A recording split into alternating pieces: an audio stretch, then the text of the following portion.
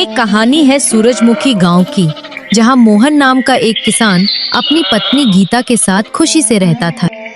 गांव में धान की रोपाई शुरू हो रही थी और गांव के लोग अपनी अपनी खेतों में जाने लगे थे। मोहन भी घर से खेत की ओर निकलने ही वाला था। गीता, मैं खेत पर जा रहा हूँ, तुम जरा दोपहर में खाना लेकर वहाँ आ जाना। ठीक है जी, आप अभी जाइए, मैं लेकर आ जाऊंगी और साथ में आम का अचार भी लाऊंगी। मोहन मुस्कुराकर खेत की ओर बढ़ जाता है। मोहन खेत में तल्लीन होकर काम करता रहा।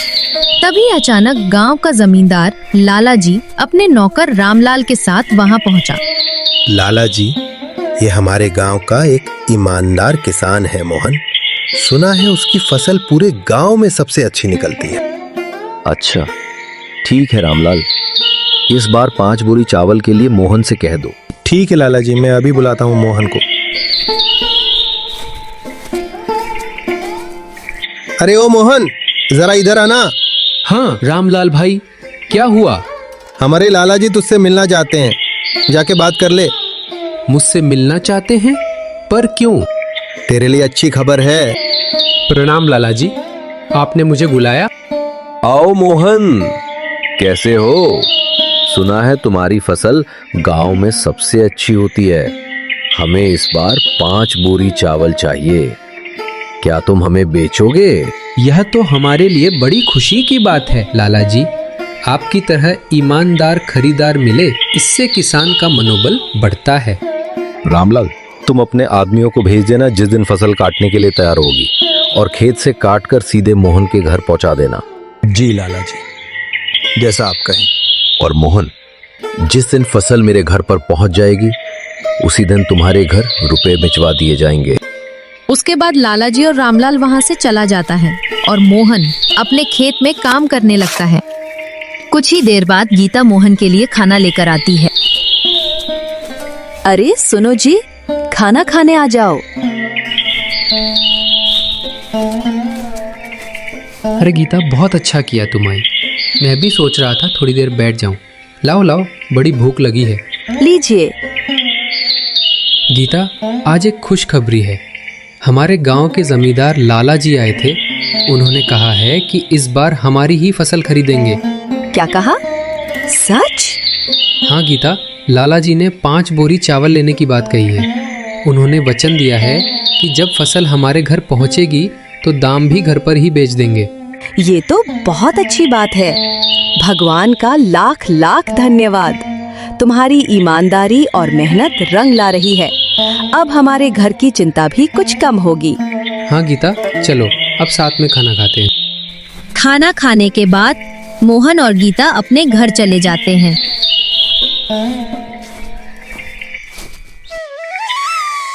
कुछ महीने बाद मोहन की फसल खेतों में सोने की तरह चमकने लगी। गीता, मैं फसल काटने के लिए खेत में जाता हूँ। लाला जी के आदमी पहुँचते ही होंगे। ठीक है जी, मैं आप लोगों के लिए नाश्ते का इंतजाम करती हूँ।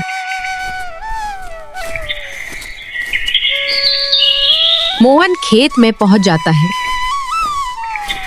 अरे वाह, फसल तो बहुत अच्छी हुई है। अब जल्दी से काम पर लग जाता हूँ। और उसी समय लाला जी के आदमी भी आ जाते हैं। हमें जल्दी से काम करना होगा। लाला जी ने कहा है कि फसल काटकर मोहन के घर पर पहुंचा देना।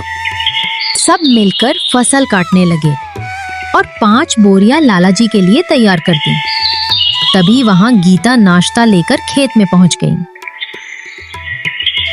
अरे जी, आज तो इतनी जल्दी काम खत्म हो गया। हाँ गीता, मैं अकेला होता तो यह काम 2 दिन लग जाते, पर हम सबने मिलकर आज ही काम खत्म कर दिया। इसीलिए कहते हैं कि एकता में बल होता है।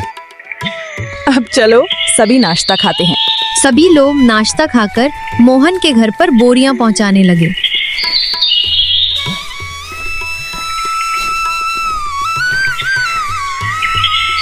मोहन भाई, अब हम चलते हैं। कल सुबह आके बोरियां लाला जी के घर पे ले जाएंगे। मोहन ने सारी बोरियां घर के अंदर रख दी। रात हो चुकी थी मोहन के घर के बाहर कुछ चोर बातें कर रहे थे। मेरी बात सुनो, हमें ध्यान से घुसना होगा। अगर हम खाली हाथ लौटे तो मालिक हमें छोड़ेंगे नहीं। चोर मोहन के घर से सारी बोरियां चुरा कर ले गए। अगली सुबह गीता ने मोहन से कहा, सुनिए जी, जल्दी से उठ जाइए। क्या हुआ गीता? इतनी सुबह कुछ हो गया क्या? रसोई से सारा अनाज की बोरियां चोरी हो गई हैं। क्या चोरी हुई है? कैसे? रसोई में चलिए और देख लीजिए। हे भगवान, ये क्या हो गया? लाला जी के आदमी कभी भी आ सकते हैं। ये सब हम गरीबों के साथ ही क्यों होता है भगवान? मोहन और गीता घर के बाहर दुखी होकर बैठे थे। तभी वहां पर लाला जी का नौकर आता है। अरे मोहन भाई, अनाज की बोरियां तैयार है ना? हाँ रामलाल भाई, तैयार थे, पर कल रात ही अनाज की बोरियां किसी ने चोरी कर ली है। क्या चोरी हो गई? तुम तो उनका गुस्सा जानते हो ना। उनसे चोरी के बारे में बात तो करनी होगी। चलो चलते हैं लाला जी के घर पर। मोहन और रामलाल लाला जी के घर की ओर जाते हैं। अरे मोहन, अनाज की बोरियां कहाँ हैं? तुम लोग क्यों खाली हाथ आ गए?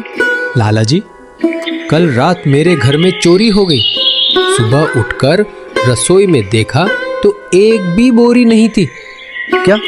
कौन हो सकता है? पता नहीं लाला जी, गीता और मैं खाना खाकर सो गए थे और सुबह उठकर देखा तो अनाज की बोरियां गायब थी। ठीक है मोहन, हम पता लगाएंगे कि चोर कौन हो सकता है। तुम अभी जाओ। ठीक है लाला जी। सुनिए ना, बहुत दिन हो गए, हमारी फसल का कुछ खबर नहीं आया है। अब तो घर का गुजारा भी मुश्किल से चल रहा है। हाँ गीता, पहले तो अनाज बेचकर हम अच्छे पैसे कमा लेते थे। इस साल तो हमें बहुत मुश्किल होगी। हमें अगले फसल का उगने तक इंतजार करना होगा। लेकिन कब तक हम ऐसे ही बैठे रहेंगे? हमें कुछ करना होगा। मैं जानता हूँ भाग्यवान, पर क्या कर सकता हूँ? अभी तो बहुत भूख लगी है। चलो खाना खाते हैं। रसोई में दोनों चुपचाप खाना खा रहे होते हैं। मोहन प्लेट में रखा आम का अचार चखता है। अरे गीता, ये अचार तो कमाल का है। इसका स्वाद तो बिल्कुल बाजार वाले अचार से कहीं ज्यादा अच्छा है। अच्छा, मैंने तो बस घर के लिए ही बनाया था। गीता, मुझे एक बात सूझी है। कैसी बात? देखो, हमारी फसल तो चोरी हो गई, लेकिन अगर हम तुम्हारे इस अचार को बेचें तो शायद अच्छा पैसा कमा सके। अरे लेकिन अचार कौन खरीदेगा और हम कैसे बेचेंगे? तुम सोचो, गांव में और आसपास के घरों में स्वादिष्ट और शुद्ध अचार मिलेगा तो वे जरूर खरीदेंगे और फिर धीरे धीरे हम पास के बाजार में भी बेच सकते हैं। हाँ, बात तो सही है। ठीक है, चलो कोशिश करते हैं। मैं कल से ही ज्यादा अचार बनाना शुरू कर दूंगी। अगली सुबह गीता आम का अचार बनाना शुरू करती है। गीता उस आम के अचार को डिब्बों में रखती है और मोहन बाजार में बेचने के लिए जाता है। मोहन अपने दोस्त सुरेश के घर पर जाकर रुका। अरे सुरेश भाई, घर पे हो क्या? अरे मोहन भैया, आप? सुरेश तो बाहर गया हुआ है। अरे ये क्या है भैया टोकरी में? आम का अचार बेचने का काम शुरू किया हूँ भाभी जी। क्या आप अचार खरीदेंगी? हाँ भैया, क्यों नहीं, जरा चखाना तो। उसे आम का अचार बहुत पसंद आया।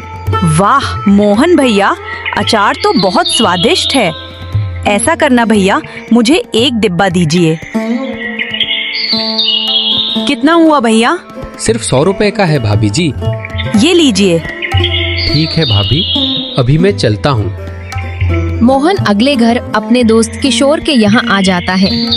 किशोर भाई, घर पे हो क्या? अरे मोहन भाई, कैसे आना हुआ? उस चोरी का कुछ पता चला क्या? सुन के बहुत बुरा लगा यार। हाँ भाई, अभी तक कुछ पता नहीं चला। अच्छा सुनो, मैंने आम के अचार का व्यापार शुरू किया है। अरे वाह, बधाई हो भाई, जरा चखाओ तो। मोहन किशोर को भी अचार चखने के लिए देता है। ये तो बहुत स्वादिष्ट है। किसने बनाया है भाई? गीता ने बनाया है भाई। भाभी को कहना अचार बहुत अच्छा बनाया है। क्या तुम खरीदोगे? हाँ भाई, क्यों नहीं। इतना स्वादिष्ट अचार कौन नहीं खरीदेगा। कितने में दिया भाई?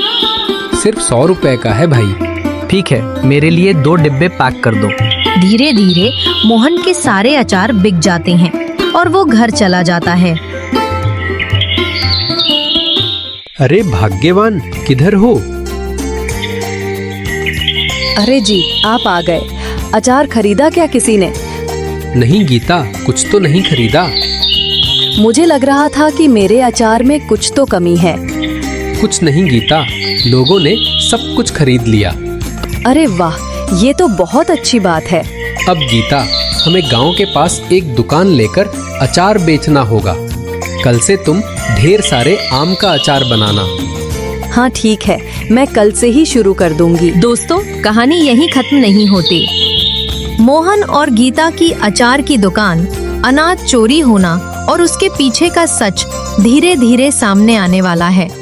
जानिए हमारी इस कहानी के अगले भाग में।